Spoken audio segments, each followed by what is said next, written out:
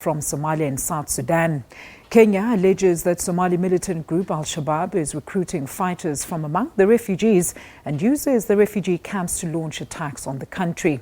The United Nations High Commissioner for Refugees says it cannot comment until it's had a formal meeting with the government. Dadaab refugee camp is home to at least 350,000 refugees, mainly drawn from Somalia. At least 7,000 refugees have left the camp in the last year alone in a voluntary repatriation process supported by Kenya and Somali governments, as well as the United Nations Refugee Agency. The UNHCR's target is to repatriate at least 50,000 more this year. The Kenyan government, however, says the process is too slow and has decided that this hosting of the refugees has to come to an end. It says the continued hosting of the refugees has caused a security, economic and environmental burden on the country.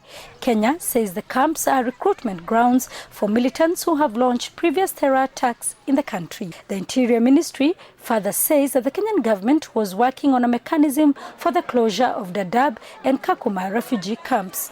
Kakuma refugee camp mainly hosts refugees from South Sudan. Refugees who have returned to Somalia have complained of insecurity and lack of basic services, which were all in the camp. The threats for the closure of the refugee camps have in the past caused a rift between Kenya and the international community. We don't think that Dadaab is the key security problem that Kenya have. We recognize that there is a security problem, and we have agreed with the government to enhance the security mechanisms in Dadaab in order to guarantee law and order in Dadaab. That's what matters. I am confident that the camp at Dadaab will remain open while we work through how people will be able to go home by doing a better job of finishing our task in Somalia, in South Sudan. And that is the mission.